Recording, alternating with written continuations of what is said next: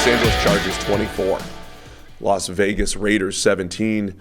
Another game where we did not know if Jimmy Garoppolo was going to get the start for the Raiders, but it was Aiden O'Connell, fourth-round rookie, who lit it up in the preseason. He got the start for the Raiders, but the Raiders fall to 1-3 here. Chargers move to 2-2. Now, first of all, I want to say I'm glad that Aiden O'Connell started and we did not have to sit through a Brian Hoyer game, even though it probably didn't help.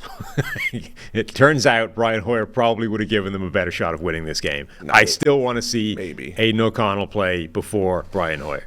Maybe. O'Connell, I mean, DTR was impressive in the preseason. Like, O'Connell didn't miss in the preseason. He was out of his mind. This was a weird game. So, I mean, obviously very weird game. He didn't play well. Let's put that out there right away. His grade is going to be on the crappy end of the spectrum. And there's some pretty rough plays in there as well. Having said that, I think his biggest flaw was actually the sort of Sam Howell type pocket presence and inviting of the sacks rather than outright. Because, like, the notable thing about his preseason performance relative to his college play is that he basically didn't have any glaring mistakes in preseason, right? Whereas his college tape is littered with them. And it's like, dude, who is this guy? This is not the same player making the big-time throws. And that didn't happen in the preseason. Now, there was a couple of them in this game, but honestly, it was less of that and more he was just too slow. And, you know, preseason, you have that time, and in the regular season, you don't necessarily. And the Chargers, like, pass rush got to him in a way that just wasn't a factor in the preseason.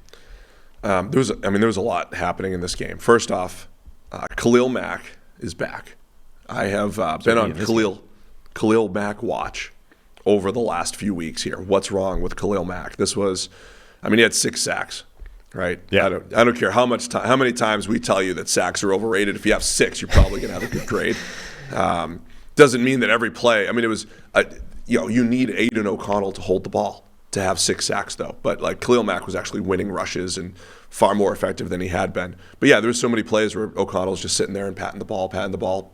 Mack ends up with 2 strip sacks. But even, like, Mack's last sack, he spent, like, a good second and a half bumping Josh Jacobs coming out of the backfield. And then he just came in unblocked and jumped on Aiden O'Connell for the sack. Like, that's a protection error. Or just, quarterback doesn't know, hey, we got to throw. We got an empty. I mean, we have a free rusher here.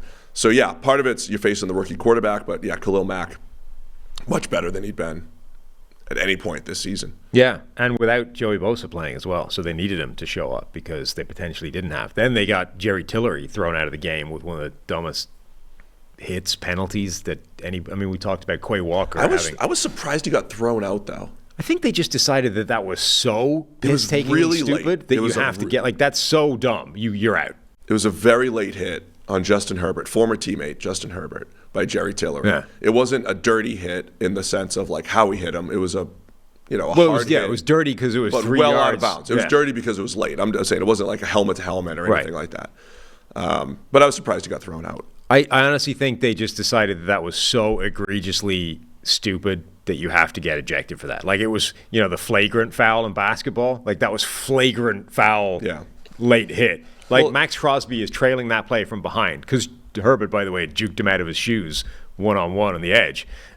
Crosby is kind of chasing that down, just as you do, trailing 5 yards. Watches Tillery blast him like 2 yards out of bounds and, like, throws his hands up like, what the hell is he even doing? That's ridiculous. Yeah. This was a couple things here, by the way. The other thing was when Herbert threw the interception, they attacked him. I saw Mike Golick Jr. be like, that was like early 2000s headhunting by the defense. They went after Herbert. Did he dislocate his finger? Is that what ended up? Something nasty. Because he had the splint or something. The finger looked bad. It looked really bad, but they were going after Herbert on that interception. He's also if the finger, like, they had this hand held together by what looked like, tape and staples or whatever, and he's out there, like, taking sacks with that. Like, can somebody knock him up a quick cast or something? Like, dude, that does not look a safe dynamic to be taking a sack from Khalil Mack, or not Khalil Mack, a sack from Max Crosby with your hand, like, barely held together by whatever, like, tape job that is. Yeah, I don't know. I'm not tough enough to play quarterback. I know that. Okay. They might be. It's impressive. This was like a college Justin Herbert game where he had a few turnover-worthy plays in there.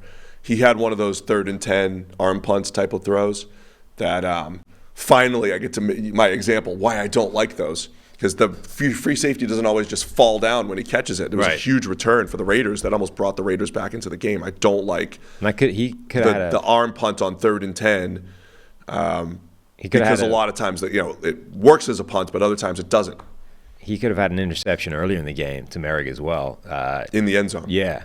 Tried to throw an interception essentially in the end zone, only the guy that he threw it at has a cast on his left hand, so couldn't quite bring them together and come down with the ball. So it was a rare game for Herbert, who put the ball in harm's way a few times. And then it was a week after they dropped back 50 times, 47 times, whatever it was against the Vikings. They went a little bit more run-heavy attack, but Herbert won this game a lot with his legs. He had a scramble for a touchdown, had a nice QB sneak, had that a couple nice scrambles in there. Like, people forget, in college, he was a little erratic with his accuracy. His decision-making wasn't nearly as good as what he's shown in the NFL, but he would have games where he'd have like a 70-yard touchdown run and everything. He's really fast. And this was one of those games where he just kind of like found a way and did a little bit more with his legs than he had in previous games, which continues this. We don't really know what the Chargers are going to do week to week offensively. It's been run heavy. It's been pass heavy. It's been uneven Herbert game where he wins with his legs and a couple big throws. But for the second straight week, we also have Brandon Staley going for it, 4th and 1 in his own territory. We have two, I think, coaching game management decisions or goofs to talk about. McDaniels essentially ran a play rather than challenging a touchdown, which was an interesting call.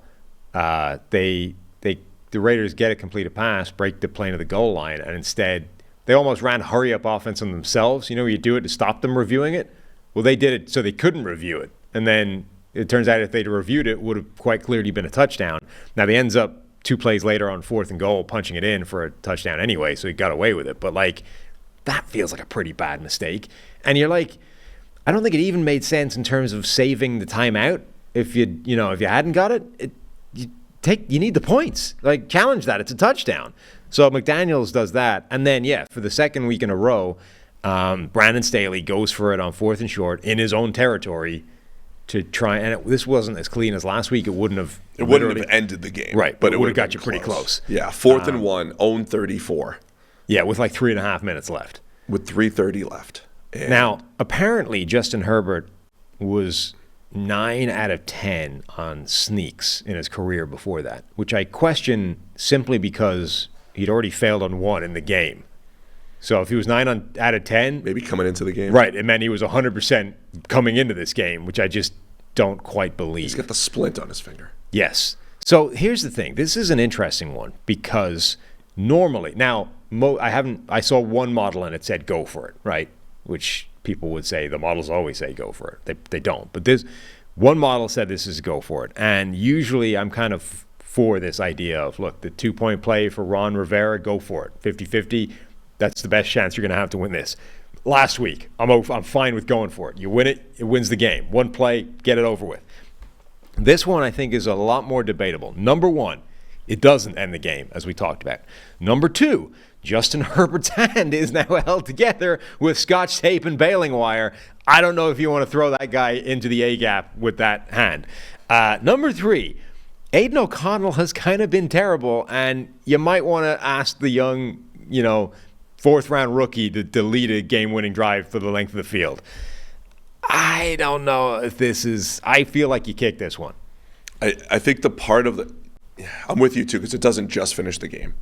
The part of the math here where it might make a little bit of sense is if the Raiders score to tie it up, because there was 3:30 left in the game, there's probably a good chance that you have a quick 2-minute drive to get into field goal range, which in today's NFL, I'm not saying it's easy, but it's very doable to do. So that's all part of this, right? So it's like we might give up a touchdown. We also might stop them, which they did. Right. We might give up a touchdown, but we'll also have another chance to maybe get that final possession.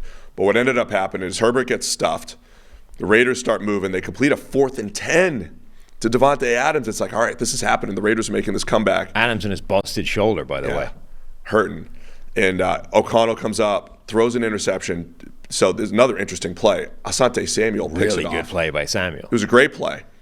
And then he just goes down. Like it's the last play of the game. There was 2:39 left in the game. And he had probably 50 yards of space. I don't know if that was a trap coverage or if he if it was man. I haven't looked at it again, but if it actually was man coverage across the board and he deliberately fell off his man and went for the other player, but basically O'Connell reads man coverage and Samuel just lets his guy go and goes after the ball and picks it off, like baited him into that throw, picked it off, and then it's not, again, like it isn't the final play of the game.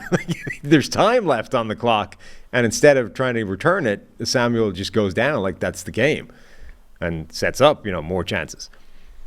It was just a whole bunch of high leverage, crazy plays. So Asante Samuel goes down, and the game's not over. The Chargers still need to get a first down.